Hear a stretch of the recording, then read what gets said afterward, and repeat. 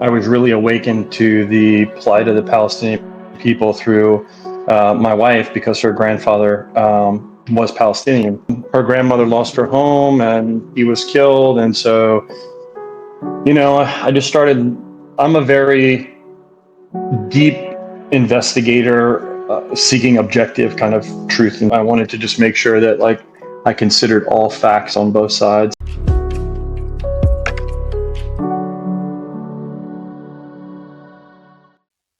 Welcome back to Finding Freedom, the show that empowers you to become the freest version of yourself, one critical question at a time. I'm joined today by one of the most influential fitness trainers and models on the planet. He was featured in the Perfect Physique documentary on Netflix and Amazon and has graced the covers of more than 30 fitness magazines, including Men's Health. He also worked alongside The Rock and Mark Wahlberg on Michael Bay's blockbuster Pain and Gain.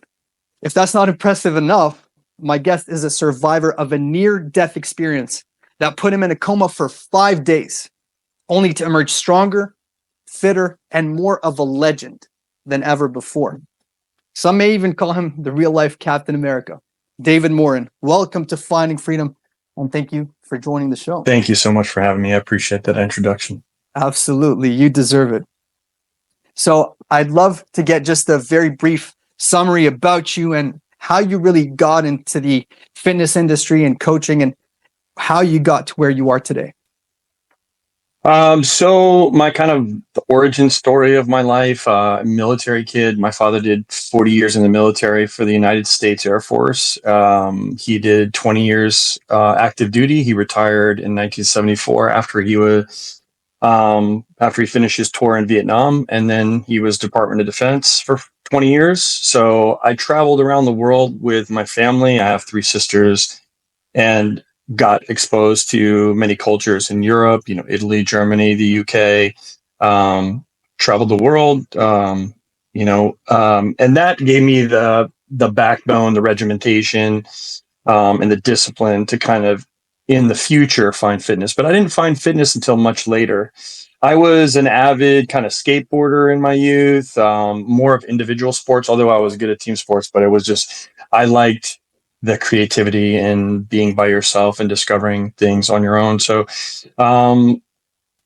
what got me really truly into fitness was going through a divorce, the mental health aspect of working out. I never lifted a weight until I was 26 years old. So anybody out there that thinks that, you have to be, some genetic freak and start when you're 12 years old to, shape the physique or to stay in shape, that's not true. You can pick it up anytime.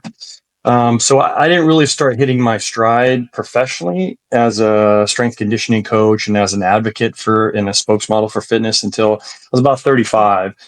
So that's when I got my first major magazine cover, which was Muscle and Fitness, and it went international. It went around the world. And then I just used that as my leverage to get endorsement contracts and supplement sponsors and to get work and to build a career. I actually quit my 9-to-5. I was a manager at this very in the hospitality industry. I was a jack of all trades, and I was able to just quit my job and do fitness full time. And I was living the dream, I guess you could say, for a good solid 15 years, traveling the world and just trying to be connected to as many people as I can to get them to discover the most valuable asset, which is the time that they have and the body that they've been given to generate happiness, to generate a positive outlook, the potential, productivity, flow state, the psychology of flow state when you can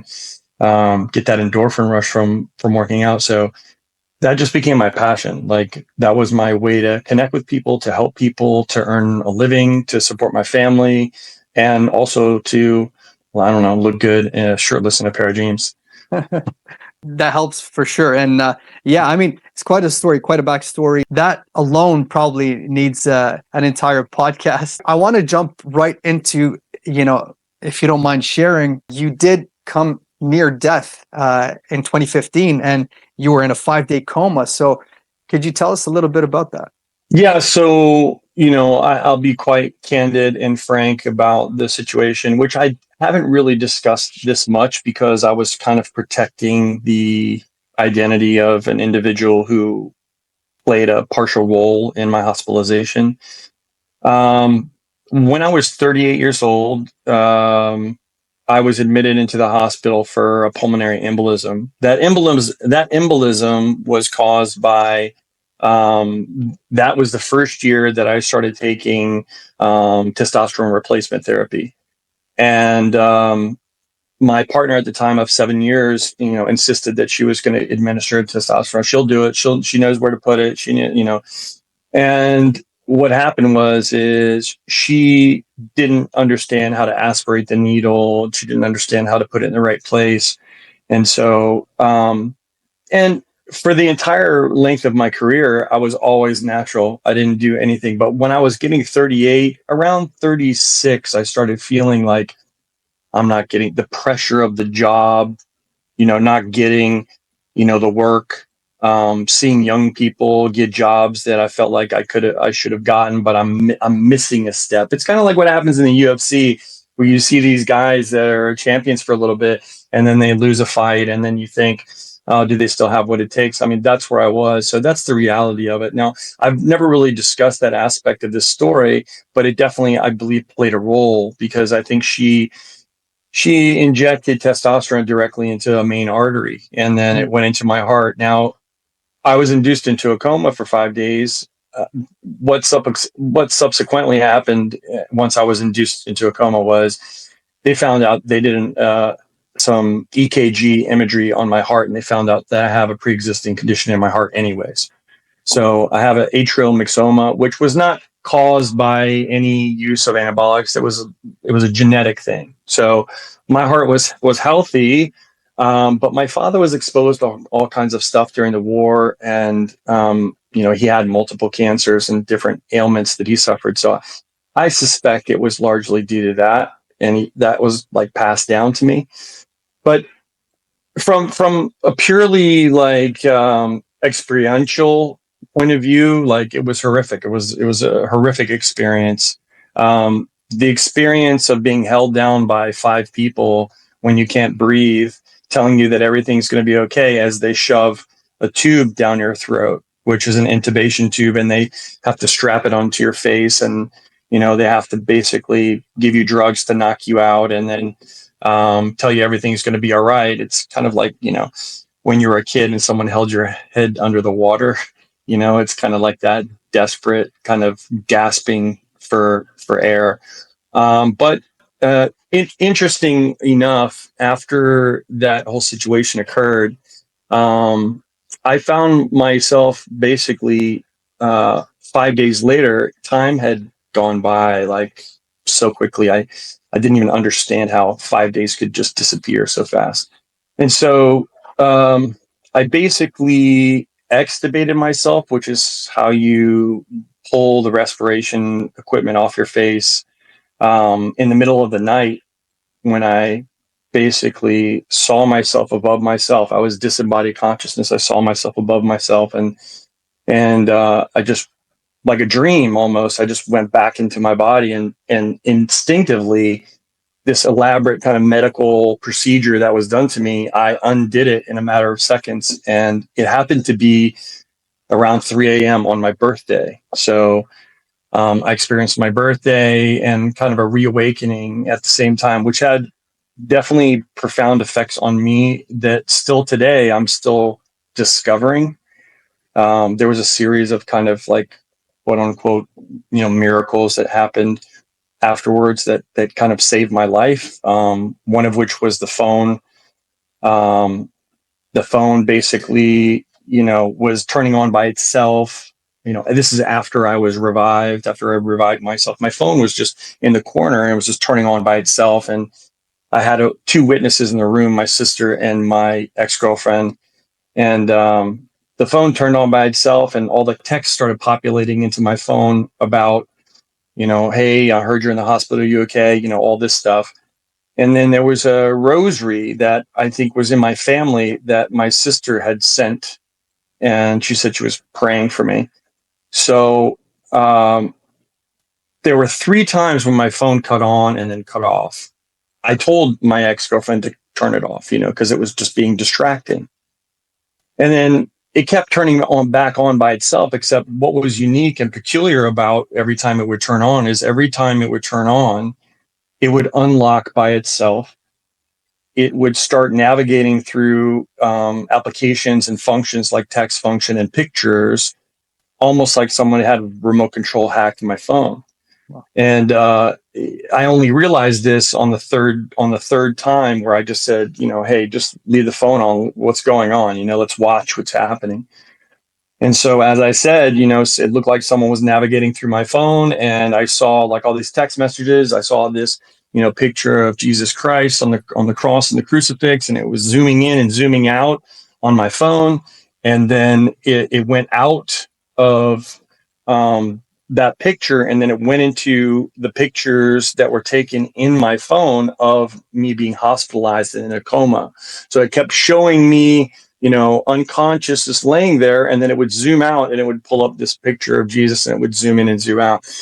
And still to this day, I mean, to me, that's just that doesn't adhere to the laws of physics. It's a supernatural event. I had 2 witnesses in the room that can verify that those indeed were the facts and circumstances.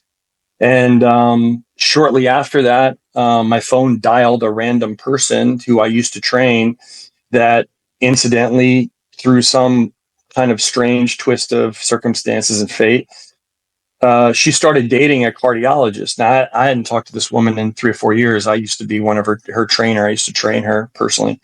And she was just in a new relationship with a cardiologist. So right at this time where they're talking about giving me open heart surgery, and, like they need to remove this tumor that's in my heart because that was my heart condition. They discovered I had what's called an atrial myxoma, which is a tumor inside the wall of the atrium. And they were going to open heart surgery, the whole gruesome thing of like cracking your rib cage open and going in, stopping your heart, then opening your heart, then taking out this tumor, then, sewing up your heart, then restarting your heart, then closing your rib cage, and then, sewing you back up. And then you have a year of recovery time, and you're on drugs for the rest of your life. And you never fully recover from that.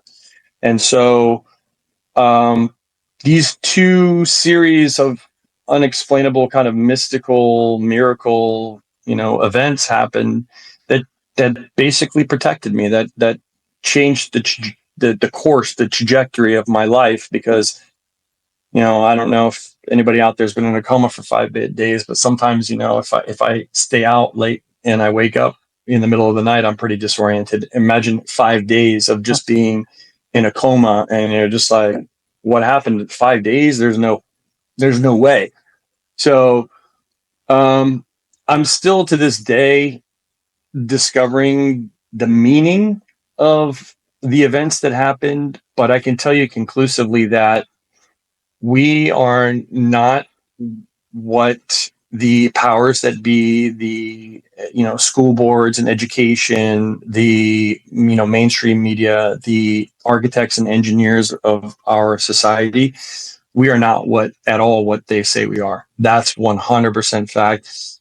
I went into a place that is not confined to space and time and the laws of physics. I went forward in time. I went back in time. It was more evidence to me that the supernatural realm and the soul has substance, and we're not just these meat puppets, and then we die and that's it.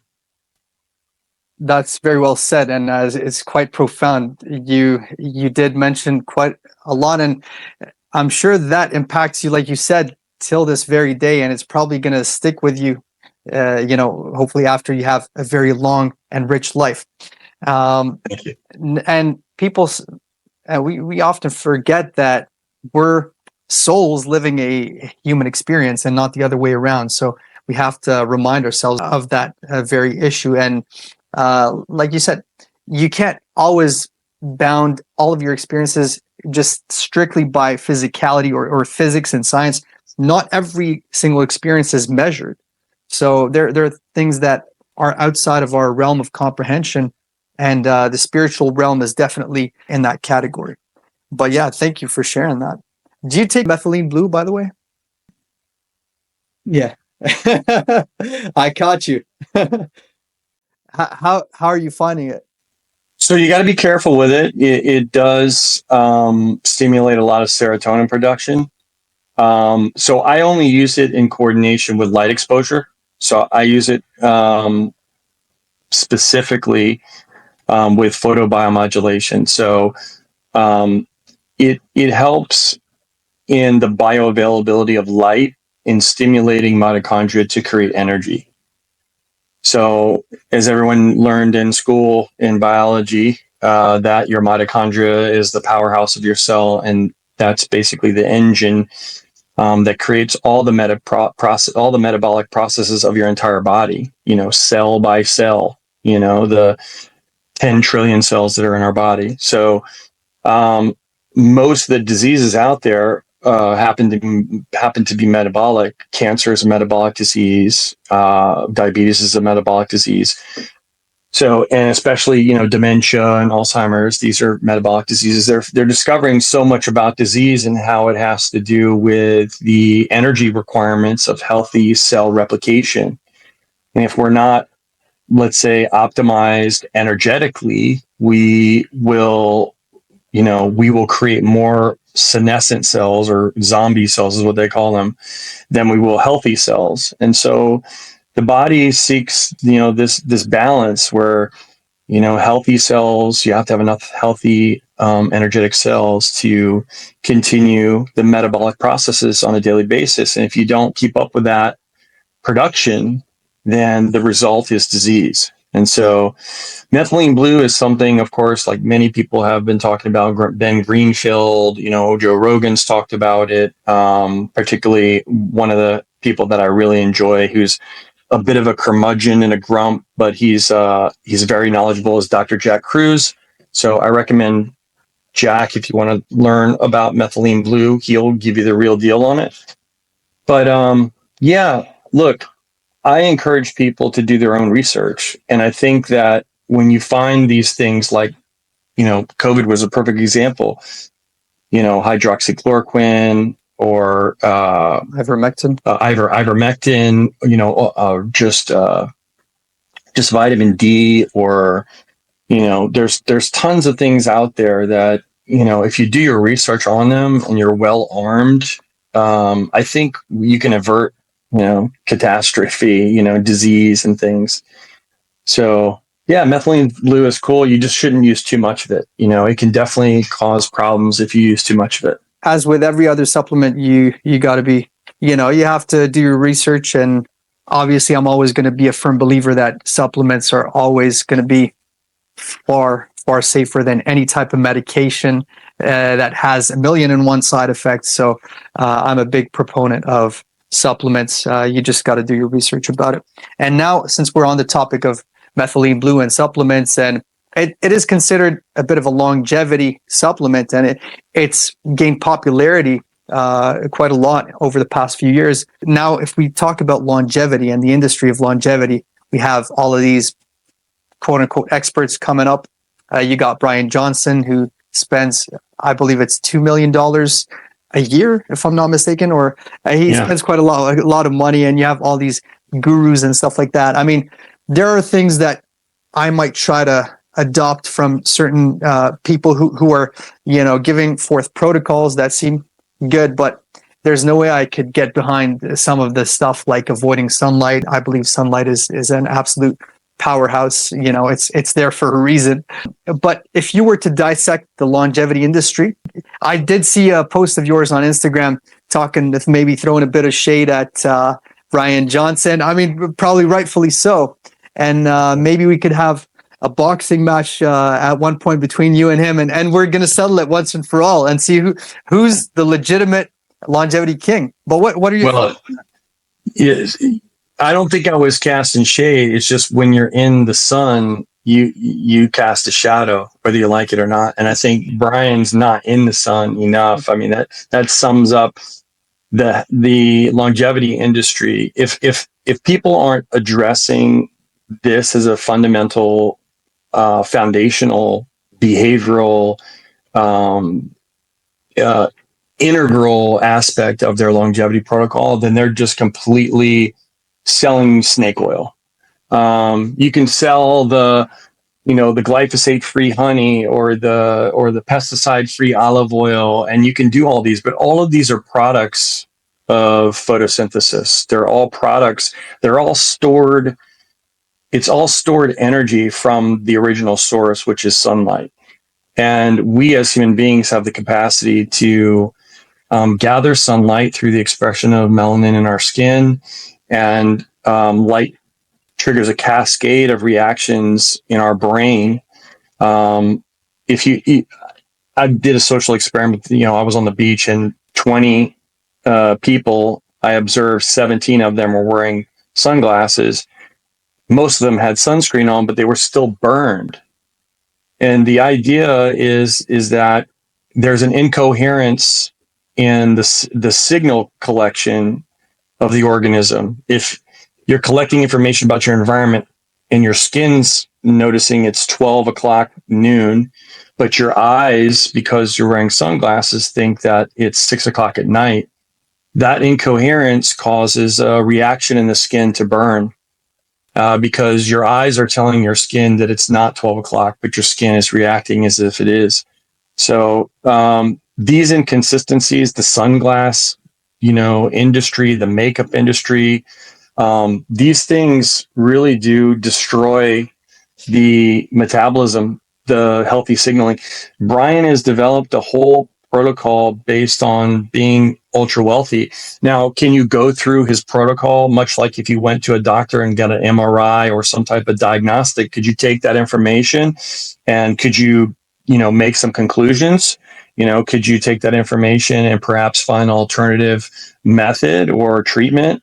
Yeah. And so what I try to do is I try to look at, things that he does, like maybe he does like a hemoglobin A1C. He'll do his blood work. He'll look at his triglycerides. He'll look at his LDL, HDL ratio, and he'll use, dietary elements, or he'll use synthetic compounds, or he'll use some biohack to keep all of his metrics ideal. But the reality is that, first of all, not a lot of people can afford $2 million to keep their health. Second of all, 80% of all diseases, all modern diseases, have a low vitamin D correlation. So you'll find people that have skin cancer, ironically, have low vitamin D when they've been told, stay out of the sun, stay out of the sun. Breast cancer is another one. I mean, it shocks me to think that, there are women in the world today that they go from cradle to the grave and the sun never touches their boobs. It's like, you can wonder, about cancer and, what it is and, how indiscriminately it attacks people. But when we look at our disconnection with nature, and you start adding these things up, you can find an argument, and a very conclusive, compelling argument, in fact, that our disconnection with nature is subsequently causing most of the problems that we're dealing with. And that disconnection includes, the hidden hand that's between, our mouths and the food that we eat, the different chemicals that are applied to those. But most importantly, sunlight, for numerous reasons: beta endorphin, melatonin production. I don't know if people understand, but melatonin is actually one of the strongest antioxidants in our body. The concentration of melatonin, natural production, protects us from cancer. And people think they could pop a melatonin pill, but that downregulates natural production. People think that they can take a vitamin D pill, but that compromises the natural production you get from sunlight. There's a whole cascade of health issues that arise from being out of the sun, not following the circadian guidelines that are dictated by the daily oscillation between light and dark, and more importantly, to transition to, the geopolitical aspect of what's happening in regards to how seldom is discussed, the mass migrations in, let's say, that are diluting the national identity of different countries in the world. During COVID, we found that specifically Somali immigrants that were in Sweden had the highest incidence of contagion of COVID and the highest percentage of death related from COVID. And that was purely discovered because there's a circadian mismatch. Their skin, their hair, their eyes, millions of years of evolution near the good, and you get compromised vitamin D production because there's long nights and short days in Sweden for about 6 or 7 months. And what do you have? Voila, you have an international disease epidemic that is a health crisis and a tax burden on every sovereign nation that takes in immigrants. So, we can go down that rabbit hole and how that's all designed, by the way. All of that's being designed to dissolve the national identities of every country in the world. But what's seldom discussed is, putting the political aspects aside, what's seldom discussed is the health implications that arise because every single, individual has on a scale their skin tone, and it's called a Fitzpatrick scale.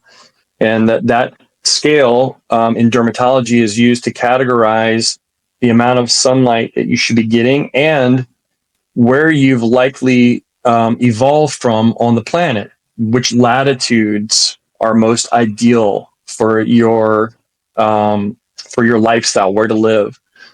And so when you take people outside of that latitude where they've been evolved to be optimized, you find chaos, you find disease, you find African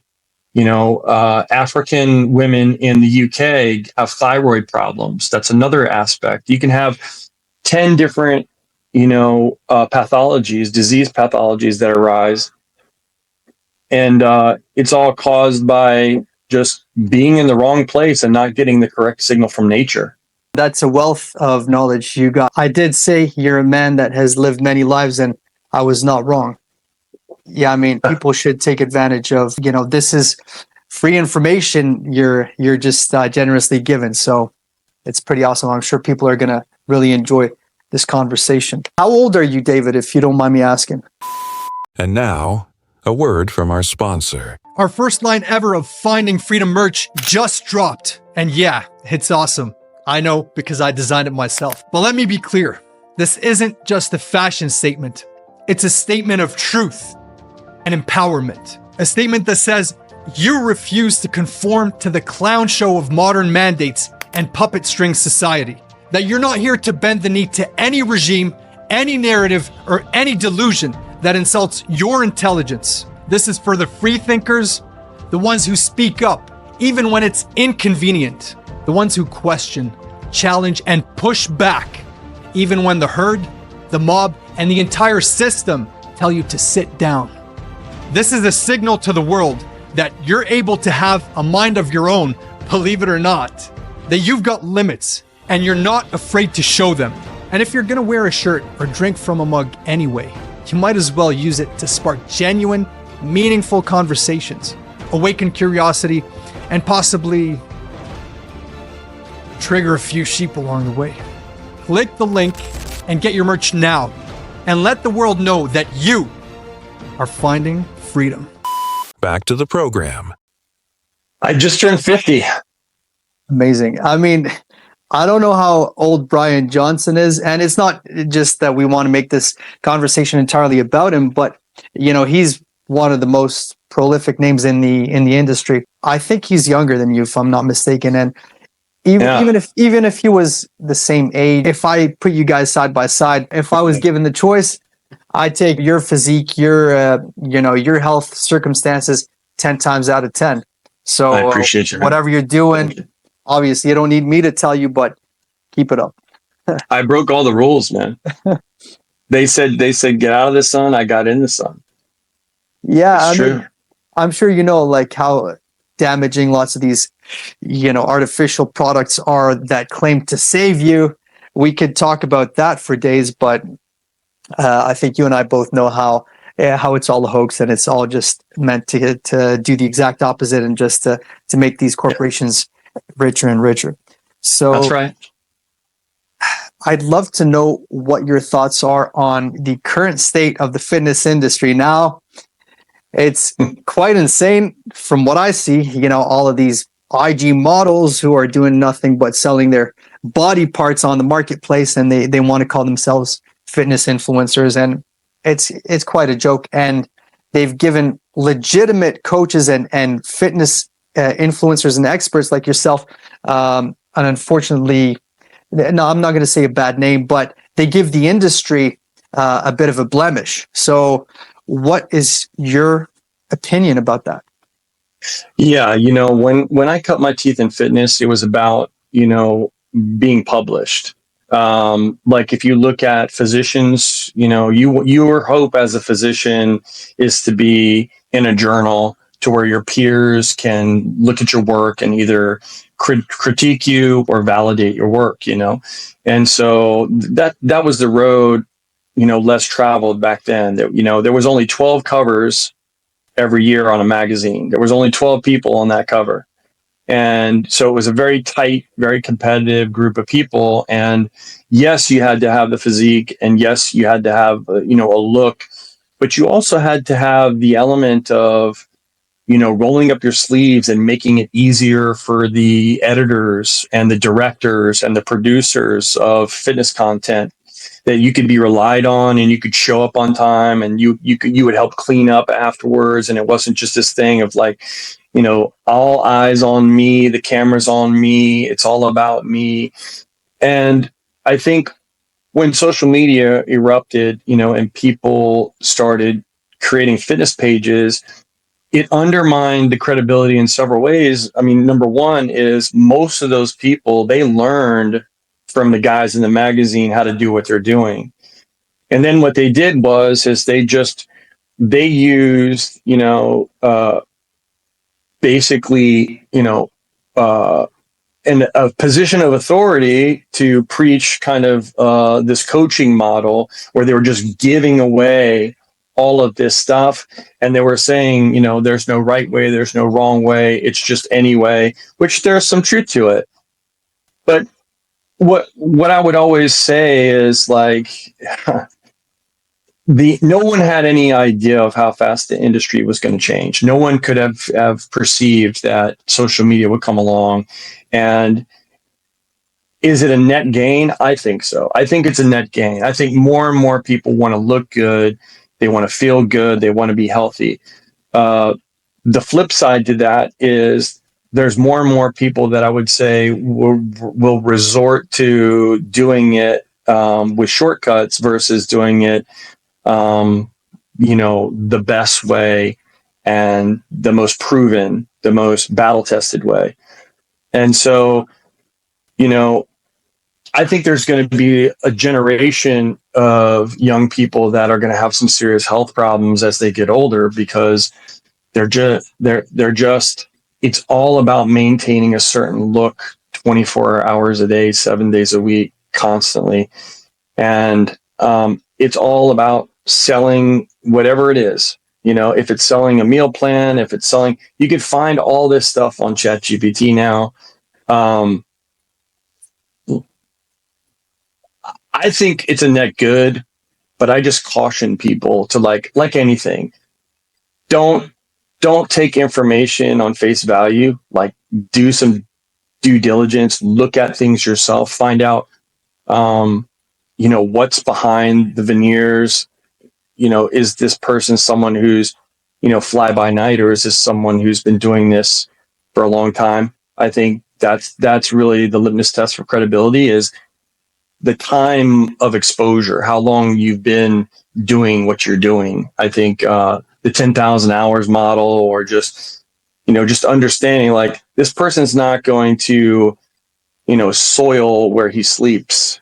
He's going to do what he's doing because he's done what he's done for a length of time. So, do your best out there when you're looking to find a different program, a coach, a mentor, a teacher. I think all of these things are very important, but you just don't want to take anything. You want to really write down what your goals are, and your goals can't just to be, I want to get a 6-pack. That's just a check on the box, along the way. what you hope to understand and learn is that, and modern psychology and psychiatry really supports this fact with a lot of hard data, is that it's not about the destination, it's about the journey. And what that means is that when you're learning processes, because personality doesn't really scale in a business, but process does. So if you want to be one of these influencers, if you want to learn how to get into the fitness industry now, now that it's kind of open for everybody, you got to learn to scale your processes. And scaling your process means that there's something deeper, because you can find how to get a six pack in seconds, right? What do you have that no one else has? Well, if you have a process that is about personal development, is about translating the skill sets that you learn through your dedication and discipline to working out into other avenues, when you can scale those processes into your business life, into your relationship life, then you're really expanding your sphere of influence and your network. So then you're not just an island stuck, taking selfies and depending on people liking that image to get some traction. Now you've got some places to go with that momentum and that energy.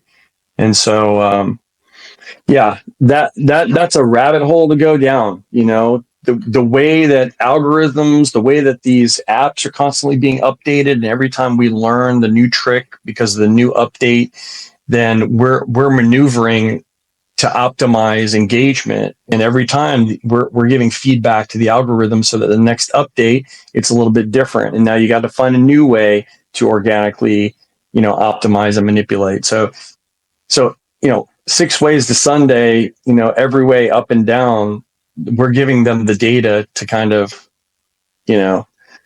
control everything. Mm-hmm. You're right. You're absolutely right. I want to, by the way, I love your t-shirt, Legalize Freedom.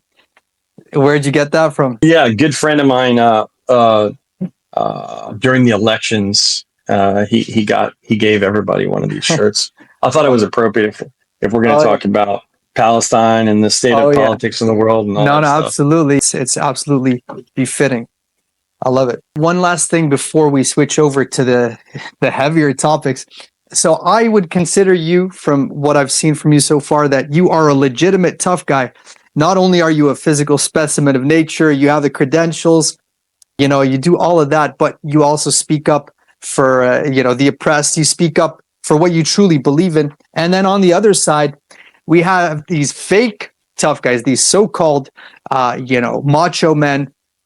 Someone like Arnold Schwarzenegger comes to mind, who used to be a legend in the eyes of so many young men, and so many people used to look up to him, such a Hollywood legend. And he was seen as a symbol of freedom. He came and he conquered the American dream.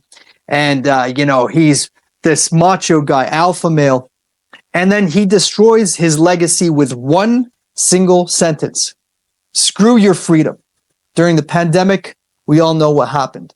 And he was one of the premier voices that was pressuring people into taking the experimental jab, which we now know has caused countless amounts of deaths, immeasurable harm left and right.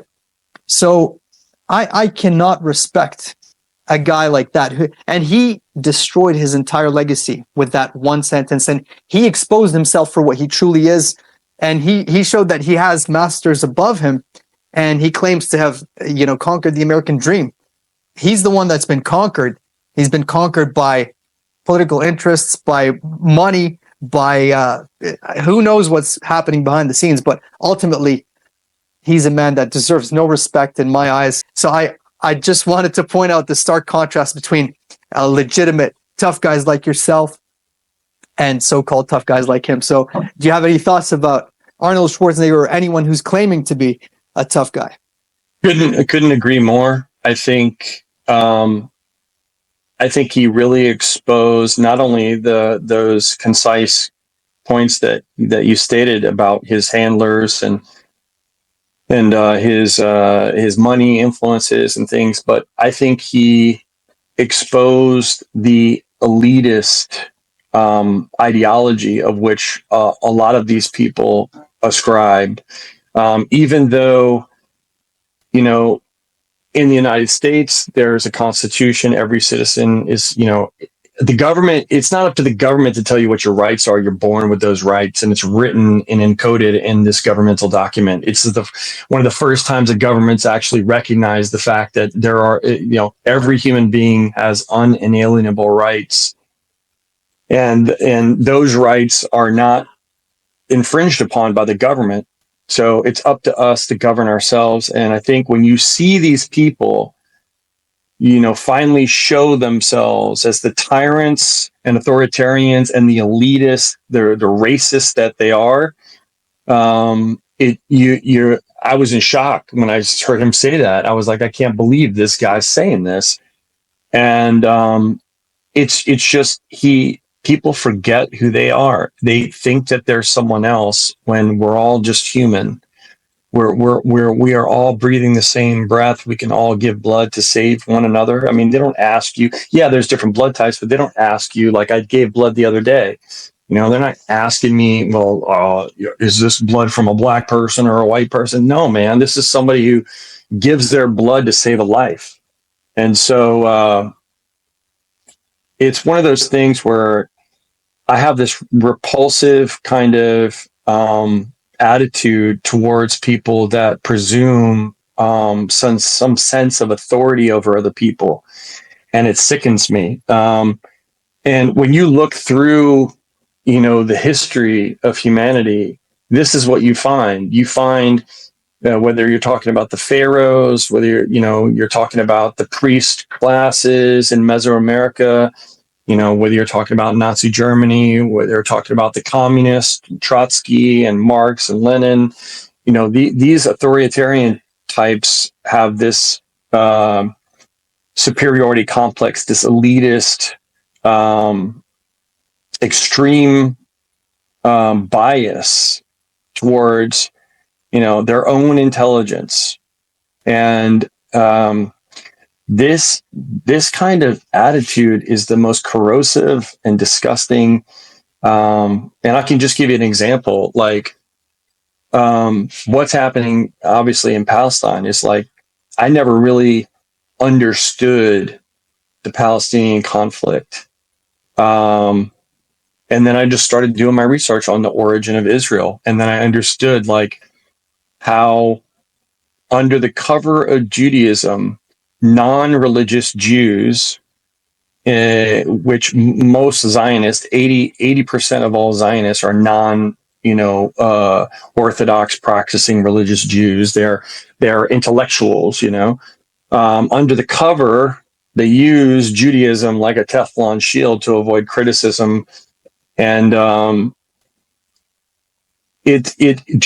Zionism is spiced with the religious identity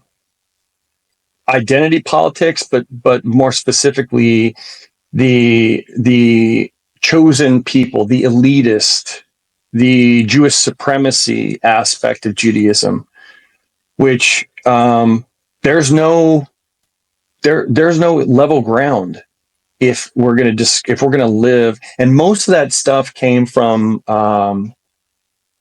like Moses Hess, which was a German Jew. Most of this stuff came from Germany.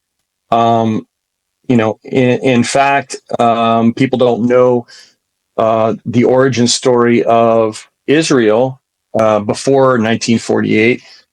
There was an agreement called the Transfer Agreement, which basically Hitler created a agreement with wealthy Jews in Germany to ship them and their wealth to Palestine to establish a Jewish state.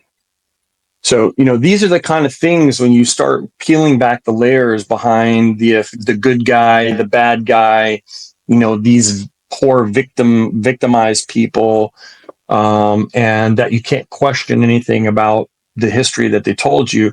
There's numerous contradictions to the official story, and it all revolves around this preferential treatment of certain classes of people and the dehumanization of other kinds of people.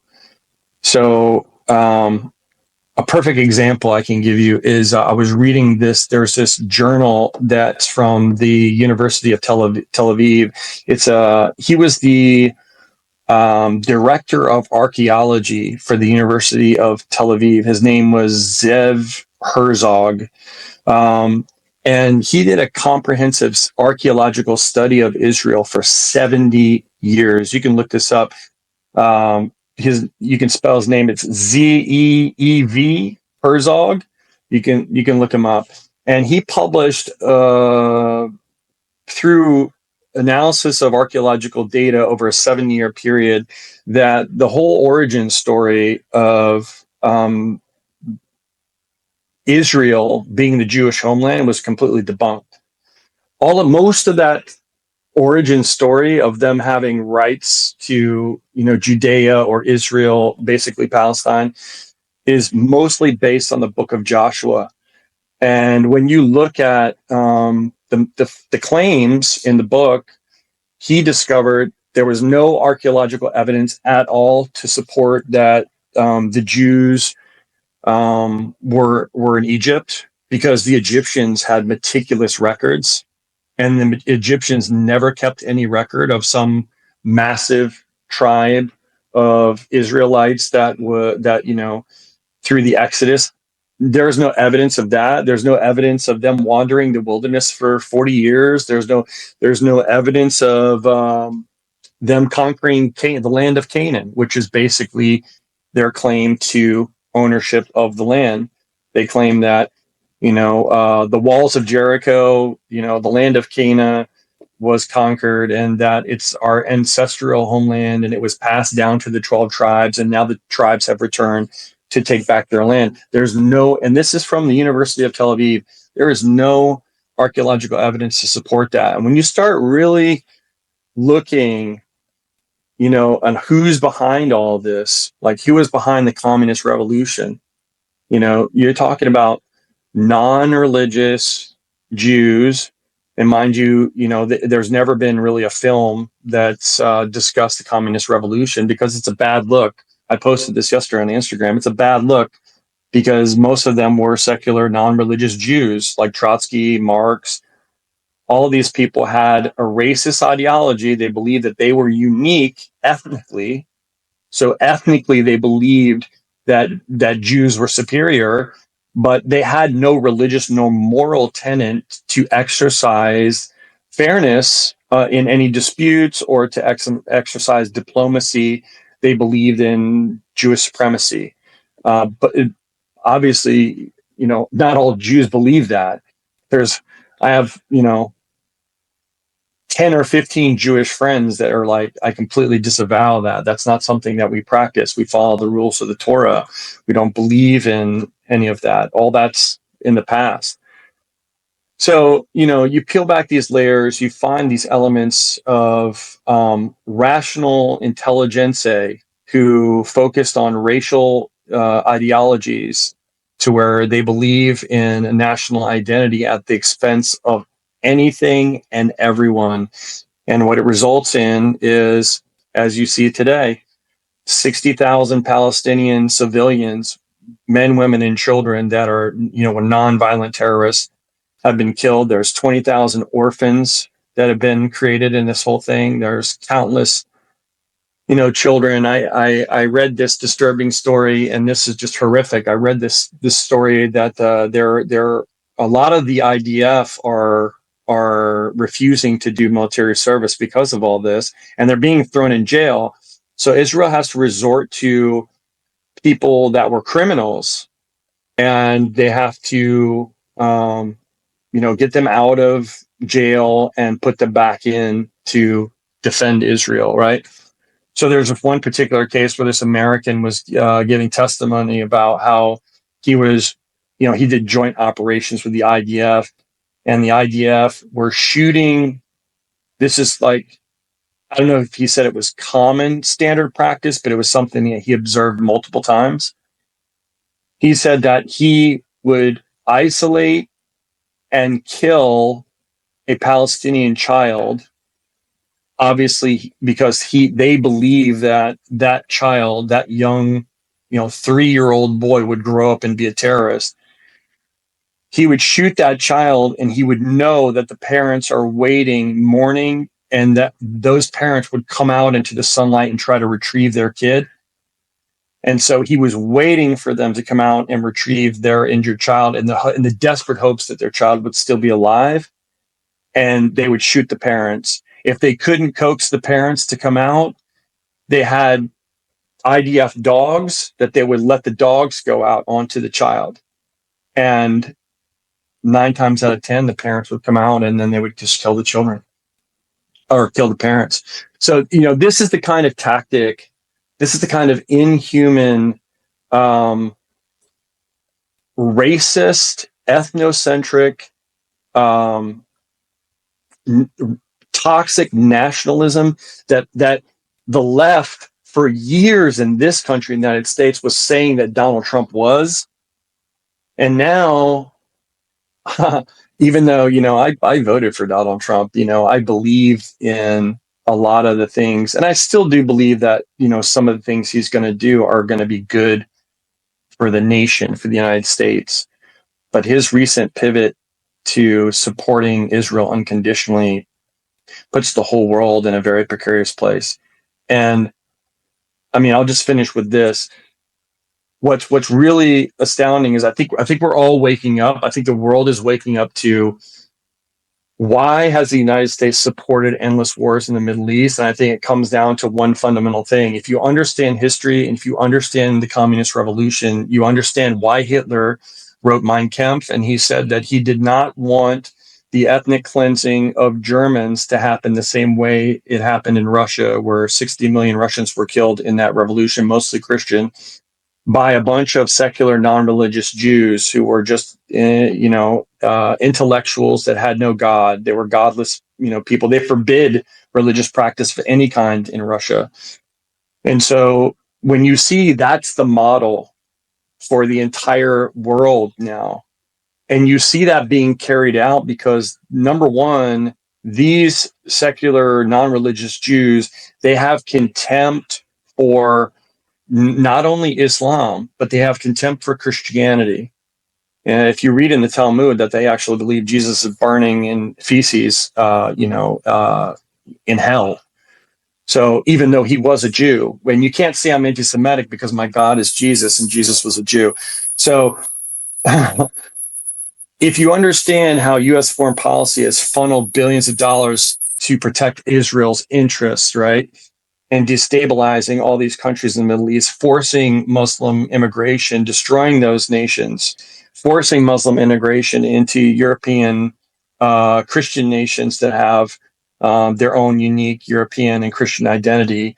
You see the dissolving of Islam and Muslim countries, as well as the dissolving of European identity in European countries. And this fits right into the modus operandi of these communist, Marxist, Trotsky types that through tooth and nail, fang and claw, gun and dagger, they will do whatever they can to destroy all religion. They hate God. They hate the identity of people that believe that they have an inherent right and a connection to God, to have rights. All of these rights, the freedom of speech, all of those things are because we are creations of God, and they want to, by any means, dissolve that connection so that they can rule in the place of deity, of God. And so these people are the worst scum on the earth. And, I've been convinced of many things in my life, and I can change my mind on many things. I'm not married to my ideas.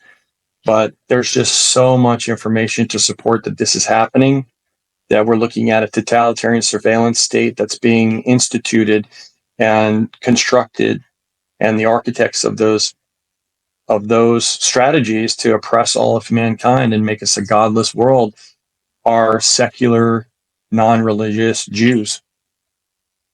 I memean, it seems you've done quite a lot of research on the topic, and it's not like you, on a whim, decided this is what I'm going to go with. You've done your research, you've read upon it, you've read on the matter, and you came up with your own conclusion. I loved what you said about that you're not married to your ideas, and that shows that's a sign of intellectual maturity and wisdom that you can only gain with experience in life. And I totally agree. And if you ask me, I'm not married to a political ideology, left or right, and I feel it's deliberately put in place these systems, left, right, all these things in order to divide people against each other and distract them from who should really be questioned, the elite oligarchs or the elite people who are behind the scenes playing everything like puppets, right? So even Candace Owens, she did vote for Trump, and now she's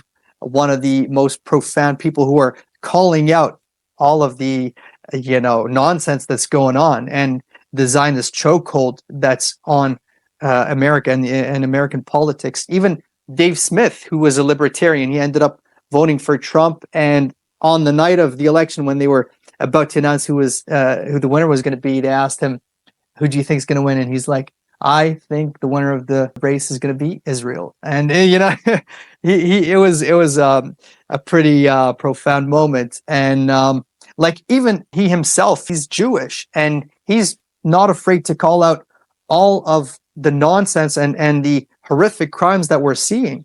And it's not about pertaining to a political faction.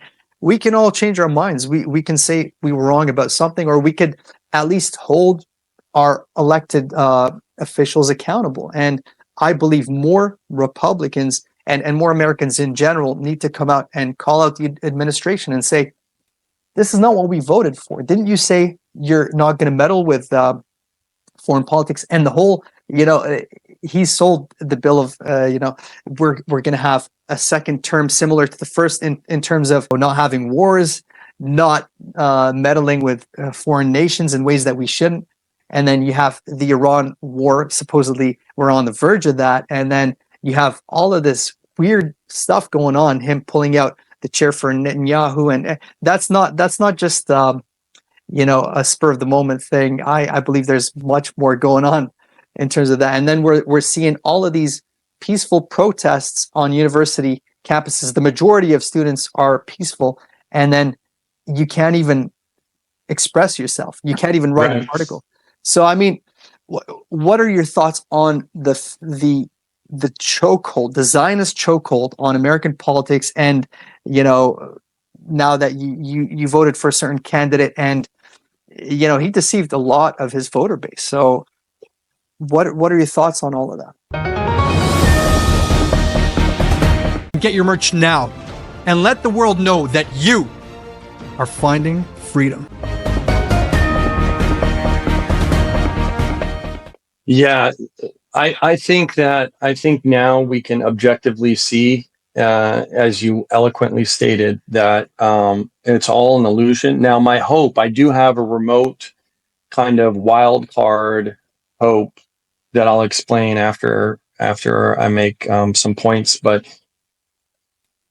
I think that people can clearly see now that, let's say, during COVID, if you question the efficacy of the vaccine, or you question social distancing, or you question Dr. Fauci, how dare you? That's a conspiracy theory. You are an anti-vaxxer, right?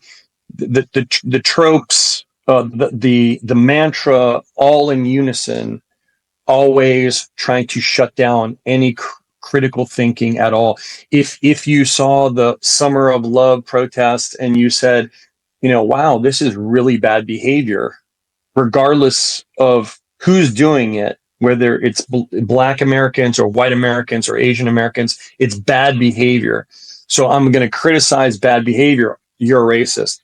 So if you criticize Israel and the actions clearly by the International World Court, defined on every bullet point, genocide. This is a genocide. This is not only a genocide by the International World Court, it's not only genocide by the public opinion of those who have done any shred of evidence on this, it's a genocide defined by scholars in Israel themselves. They have all written university papers. In Haaretz's paper, there's tons of information out there that suggests that they are committing genocide. It's out in the open. This Israel state is a pariah. It's a vampire. It sucks the resources off of the United States, and somehow this has to all circle back to Ghislaine Maxwell and Jeffrey Epstein. You know, Maxwell's father was Robert Maxwell, who was in Mossad. That's documented. Mossad had definitely been involved in JFK's shooting. We know that they'd never registered with FARA. That's why AIPAC is so pervasive within our congressional body, and they influence our policy. They influence Trump. You know, so yeah, I don't know if you saw Javier Milei, and this is all around the same time. Milei released some classified documents talking about how Hitler did in fact escape to Argentina and never committed suicide in Berlin in a bunker. So I don't know if you knew too, Ava Braun, his girlfriend, she was a Jew. So there's some interesting history that's all coming up about the ties between the Zionist history and Nazi society. People probably don't know there was up to 150,000 Jew soldiers, Nazi soldiers in the SS. There was so much double standard. If you follow the official story, so many holes in the official story that to not question what happened. Like I grew up, like my mother was English, my dad was like French and Arabic, you know, so I grew up in a house where it was like, the Germans turned, the Jews into bars of soap, love, you can't, these are the worst human beings ever. And I'm like, really? Like that's some dark shit. And then I realized like that was all a hoax. That's all been debunked. There was never all the samples they ever took from any of these concentration camps from Auschwitz were all tested. None of them found human remains of any human fat cells in the soap. That was completely just fabricated sensationally to strike sheer terror into generations of people to hate, deeply and gutturally to hate Nazism, when Nazism was a reaction to so many things. It was the whole Weimar Republic, when you look into that and you realize like how screwed over the Germans were, how usury destroyed their economy, how smut and debauchery degraded their society. You had their main way of making revenue to put food on the table was prostitution. They were prostituting their own wives and daughters, to make money to feed their families. It was the first gender reassignment surgery was done. Hirschfeld had done that in the 1930s. All of that was like destroying the identity. And these were secular Jews, by the way, who escaped the communist revolution, who Germany actually allowed into their country as political, survivors of the Russian Revolution. And what you find is that secular supremacy, kept pushing out this perversion and pushing out this liberal thinking. And, Germany didn't want anything to do with that. And of course, no excuse for Hitler. I mean, the Holocaust was real. And there were many things that you can look back and it's just horrible. It's like disgusting. But we were no angels either, dropping, firebombing Dresden and burning, 250,000 German women and children, the killing of all the up to 1 million Germans after the war. What happened in the gulags, we were buddy with Stalin and he killed 60 million Christians. It's like, the whole thing deserves to be hashed out and to be looked at. Because I think when you really zoom out away from this knee-jerk programmed reaction of just bad guy, good guy, you really start delving into the underlying the social nuances that action and reaction gave rise to these extreme factions on both sides. And it was all, as you said originally, all of that was culturally and societally engineered for the purpose of Rothschild banks and for the people who were behind the scenes that took stake in the winners and losers to control the countries who won or lost through the debt that they created through fighting each other. And that's when you realize the people that pulled out the money and took stake of the company or the countries that won and lost, they have been the writers and orchestrators and cultural engineers to this day. So question everything. Obviously, be measured in your inquiry of a topic like the Holocaust, and if you're anti-Zionism is not the same as anti-Semitism. I'm sorry. Like 80% of somewhere between 60 and 80% of all Israelis are not Semitic by genetic component. They're European. They came from all over the planet. They came from Europe, from Poland, Hungary, Ukraine. They came from all of these different places, and then they want to call themselves Semitic. And the people of the land, the indigenous people of Palestine, are more Semitic than all of these people combined. You did mention the pandemic, and I do want to draw the similarity for people who didn't even realize how they were censoring information during the pandemic, and they were calling anyone who would remotely question the safety and efficacy of the experimental drug. They would call you an anti-vaxxer. And what are they doing right now? They call anybody who wants to criticize the Zionist, fascist, terrorist state of Israel an anti-Semite. And the people who are the architects behind the pandemic, guess what? We're Zionists. Look into Albert Bourla. Look into all of these heads of the CDC, all of these people who were censoring information and that were calling you a grandma killer and they were instilling fear into you and into your kids' hearts. So it all somehow leads to the same direction, and it's the Zionist fascist state. And I believe we should never ever allow them to do what they have done so brilliantly in the past few years, because if we give them an inch, they're going to take a mile, and we've seen it. And you were talking about how they manipulated history. We don't even have to go that far back. We've seen in real time in front of our eyes, they're manipulating information. They've manipulated the amount of deaths from COVID versus by COVID. They've manipulated the amount of people dying and talking about all of these bogus claims that we're finding out day by day were absolute nonsense. But now, I mean, I'd love to ask you, what's your opinion on the state of free speech? We have the illusion, I believe, of freedom, and now anything you can talk about whatever you want as long as you don't talk about that one thing about God's chosen people. So what are your thoughts on that? Do we really live in a free society? I think every individual has free agency.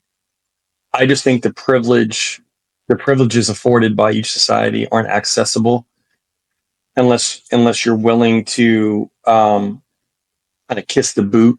You risk losing. For example, like during COVID, I was posting the NIH, which is the government health website.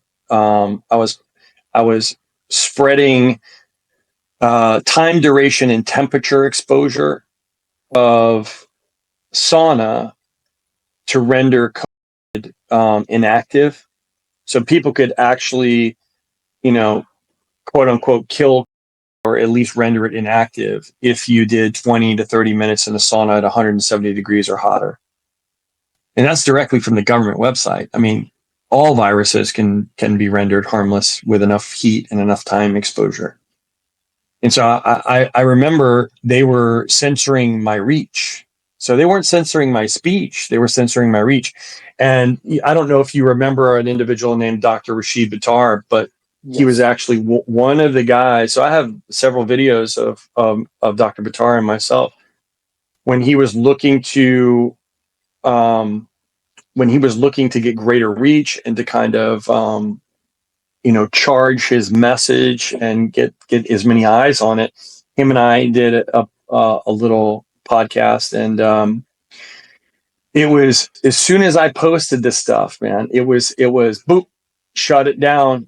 This guy's got credibility. He's talking down the COVID narrative. He was part of the Dirty Dozen that RFK was a part of. And I think maybe now we realize it's either RFK was a plant and he gained the trust of the mass population because he was a Kennedy who kind of flipped to the other side, or he's a double agent. He could actually be, because if it is true that Mossad played a part in killing his uncle and his father, you'd find it very hard to believe that he would be on the side of Israel. And so that's the wild card that I didn't really touch on after the last kind of the last few points that I made was I still have this small kind of plan in the back of my mind that somehow you have to ask yourself if there is any hope of, if there is any plan of deconstructing the stronghold, the power, the chokehold on American politics that Israel has, how would you do it? And you'd have to do it by going deeply undercover. I mean, just like you would infiltrate, any crime organization, they would have to trust you. And it would take years for that process to happen. And you'd have to obviously make concessions on their behalf to gain their trust. So it sounds absurd, but this is exactly how the mob was taken down. This is exactly how crime organizations are taken down. When you're in deep cover, and the CIA does it every day when they infiltrate, radical, political groups or cartel groups. This is how you take them down. So I do have in the back of my mind this like Hail Mary pass, thinking that perhaps this can happen. But obviously we as individuals have to exercise our free speech and not be afraid of the pushback. Don't be afraid if you're criticizing Israel and people are calling you anti-Semitic. It's absurd they use that word just like they use, you're a racist, you're a bigot. They called Trump Hitler. They called all these people all these things just to get you. And that's when you're over the target. When you get these people to react to you like that, that's when you're on to something. So yes, we're not, neither one of us on this podcast or broadcast is ascribing, the global totalitarian suffering to Jewish people. In large part, the Jews as an ethnic group had no home. They were kicked out and subjugated, and they were oppressed, for thousands of years. But if you've learned anything in the past 5 years, you've learned that you're able to insulate yourself towards any criticism by using a victim group as your shield. So it's that identity politics with the with what is the ESG model. If you have multiple intersections of victimality, then you're going to go into get the best job, even though you're not qualified for it in a corporation. This is what they do. And so regardless or left or right, these methods, these tactics are used to shut down dissent and to try to intimidate people from speaking their minds. And if you've done your research, you should have all the confidence in the world, at least to broach the questions that we've discussed in this podcast. So yeah, if they censor your reach, you got to reach critical velocity. Like you got to reach escape velocity. Someone like Candace Owens, that's escape velocity. So if you can get there, use the algorithm to your advantage and get these subjects out there. I think more and more people want to talk about it. More and more people want to know why is it that you can't talk about this? Why is it that there's only one official story? Like, if it's the truth fears no investigation. Truth fears no investigation. So put it out there. Let's revisit it. And if you genuinely every year want us to never forget that 6 million human beings were exterminated by the hands of the Nazis, if you really want us to remember that horrific event and really understand what that means, then let's take a deeper look at everything, and let's honestly, look at the conditions in which this crazy, toxic, fascism national identity emerged in Germany, and how it set the tone for the entire world for 60, 70 years. Well said. I mean, now I think we all know that there is a very high price to pay in the world today for speaking the truth, especially for speaking on behalf of the people being blown to smithereens in front of our eyes in the genocide every single day. Now, I can only imagine it has cost you quite a lot, maybe in terms of business, in terms of personal relationships, and more specifically because you're in a place like Florida, and we all know like Florida has quite a heavy presence of Zionists, if I'm not mistaken, and maybe it's a mini Tel Aviv. I'm not sure, but so what are some of the forms of backlash that you faced for speaking out on the genocide? And I mean, you've posted quite a lot on your stories, and I've learned quite a lot, and I love the content that you post. So what are some of the online costs you've paid, the personal costs you've paid? Fortunately, I have a relationship that the Orthodox religious Jews, mostly Sephardic, I've had the relationship with, are kind of truthers. They've been red pilled. They understand the geopolitics at play. They understand, the inside job of 9/11. They understand the toxic foreign policy of the United States in relation to Israel.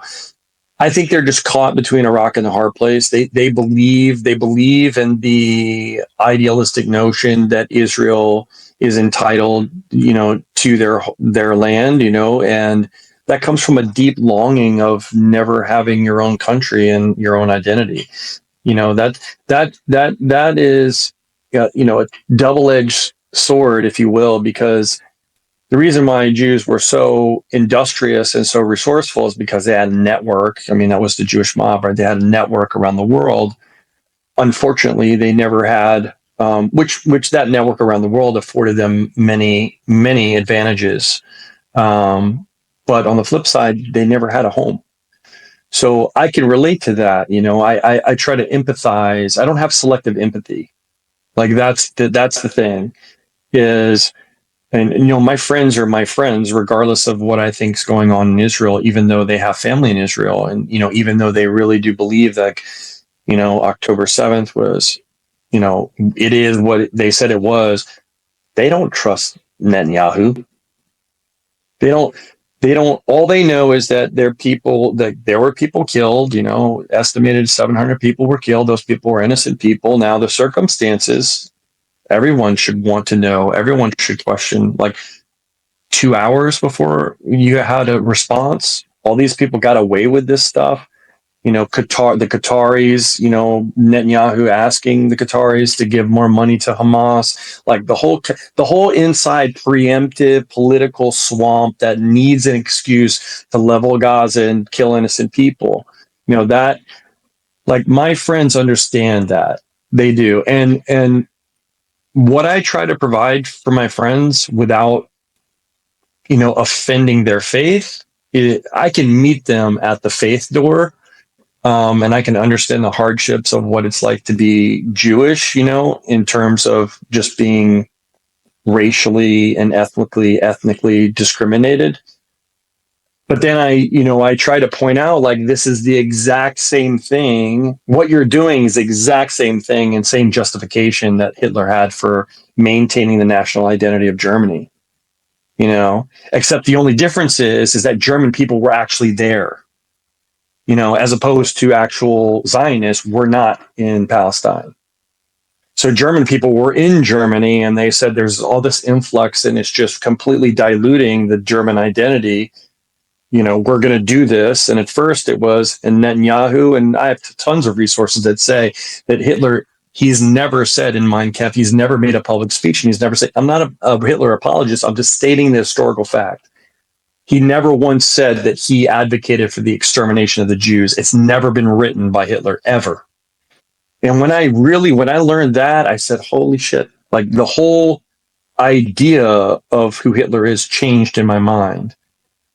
And then when I realized that all he wanted was to preserve a Jewish identity, and then, of course, once he realized how much power he had, I think his delusions of grandeur expanded beyond the borders of Germany. And that's when I think that his original intent to preserve the German identity was lost. And because any time that you ascribe an ideology of the Ubermensch, the Superman, that we are the Aryans, we are better than you, it's the same thing, left or right. It's the same ideology. Zionism and Bolshevism are the same coin, just two different sides. And so I explain, I have conversations, and I always try to cite information to them that's verifiable through, journals that are mostly published through the University of Israel, the University of Tel Aviv. I give them their own scholars from their own universities, and I say, this is maybe the political contrary point of view within your own borders, but at least me as a non-Jew cared enough to go in and look in your own politics, in your own society, and say, this is what your own people are saying. And I think that kind of blows their mind. They're like, I didn't even know that. But I'm like, you're a Jewish American. you know about my politics in my country. I'm an American. If you are my closest ally, which you're not, because they got busted selling all these secrets to China many times. But if you are, as you say you are, this benign kind of loving brother, that's our greatest ally, then, why wouldn't I take the time to learn your country's politics? So I think that goes a long way in the respect book for my Jewish friends. I think they appreciate that. And that allows me to have footing in a ground, on a ground in which we can discuss things as adults and not get too inflamed. So I appreciate that about them. They're different. They're not radicalized, like I would guess the IDF is completely radicalized, or most of them. Absolutely, they are. I mean, after what we've seen, there's no doubt in my mind that, we know who the radicals are right now, and they keep on proving it with their own actions. But so I guess it's fair to say that there haven't really been any, business costs or any professional relationships that have been severed because of that until now. Thank God, no. Look, COVID impaired everybody's ability to do business. So I'm not gonna, pretend like woe is me. Like, I find every circumstance is an opportunity to change, and sometimes fortunes come your way as blessings that you don't know. They just fell out of the sky, maybe for something you did in the past. Maybe it's just purely random. But I think in circumstances where you feel like your opportunities are being prevented by external circumstances, that's just an opportunity for you to go innovate. You go within yourself and you innovate, and you discover new skills and new abilities that you didn't have to outmaneuver whatever it is that's the resistance in your mind that's in front of you. That's whether that's in the weight room or in the business arena or and what have you. So I didn't necessarily lose business. I just had to pivot, constantly pivot. I think everybody's been pivoting in the last probably 6 to 7 years. It's like, oh, I'm gonna, do this. Oh, I can't do that now because of COVID. We're on lockdown, so I'm gonna pivot. I'm gonna open up. I'm gonna do a podcasting brand, or I'm gonna do, an online, shopping cart where I sell bathing suits or something. Like, people are just adapting, and I think like that's been most impressive to me, is like watching how people are able to constantly adapt in a changing marketplace, when the means and tools and the mediums of which we're using to, to speak our minds and to give messages and spread messages is constantly changing. I think it's making everyone smarter. I love that perspective. Yeah, it's all about adaptability. I want to finish on one last question that I love to ask my guests. What does freedom mean to you? And would you consider yourself a free man today? I'm definitely a free man. Free will exists. There could be circumstances that you face right now that you believe are so overwhelming, and there's always a choice. And so I used to always say, like, when I had new clients and they were just, 150 pounds overweight and, late 40s, early 50s, and the prognosis was very grim. It's like, but today could be the day that if you just choose to do this, you can turn the whole thing around. I mean, you really can. And so I think that freedom is your ability to change your behavior at any time. If you can do that, most people can. And because of that, freedom exists. And the first part of the question, the second part of the question was, do I believe I'm free? And the first part of the question is, what is freedom to me? Freedom to me is just being human, like being a human being and actualizing what that is in everyday life is what freedom is. I'm free, to listen to someone's opinion or to not listen to someone's opinion, to react to someone's opinion or to not react. I'm free to, if I feel like I'm going to react to someone's opinion, what does that say about the ideas that I have in my own mind? Should I take the time to consider those things and then do the research myself? I think that's when you start realizing that when you take, the time to provide yourself the knowledge and that gives you the understanding of why you're here in this moment, why the world is the way it is, and give you the wisdom to know the difference between the things you can control and the things that you can't, and the inspiration to dig as deep as you can to gather the knowledge. I think the more knowledge that you have and wisdom and understanding, the more free you become. So, and that's an exercise in freedom. It's not free. It's like anything. You have to earn it, but the seed of freedom is always there. You're always free.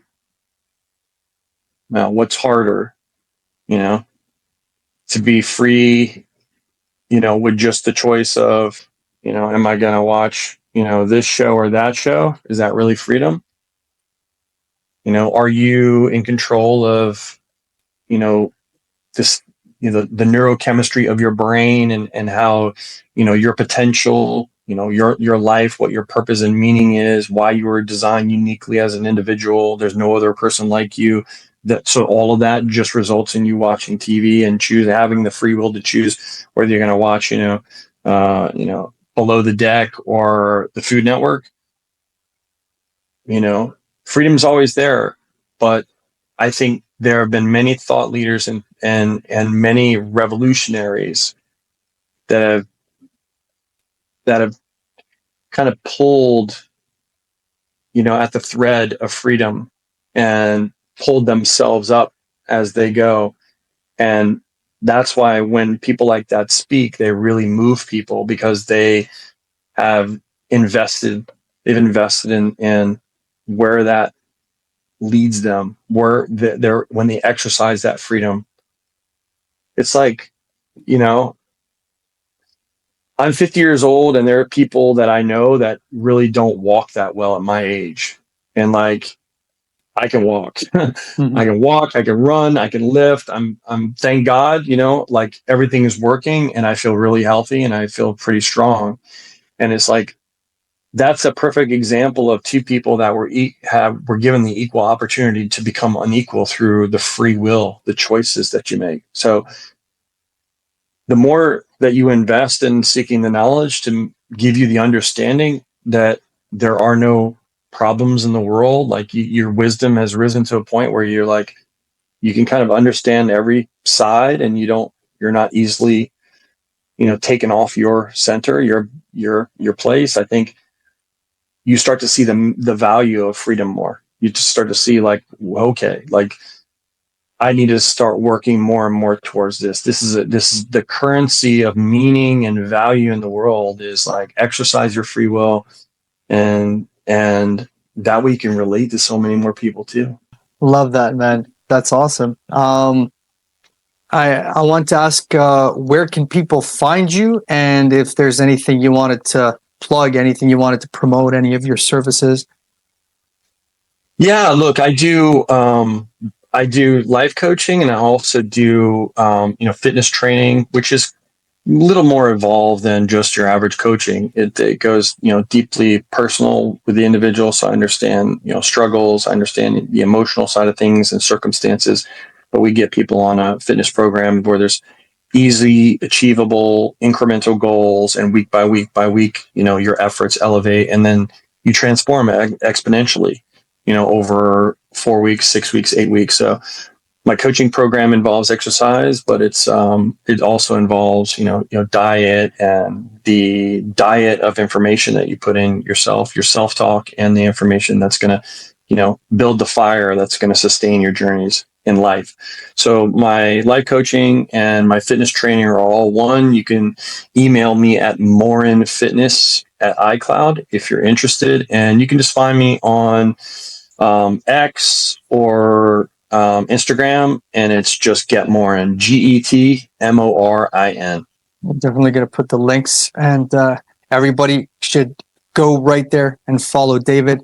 He is a legitimate tough guy, and you will not regret following him. This was an awesome conversation. Thank you guys for tuning in. Stay critical, stay curious, and most importantly, stay free.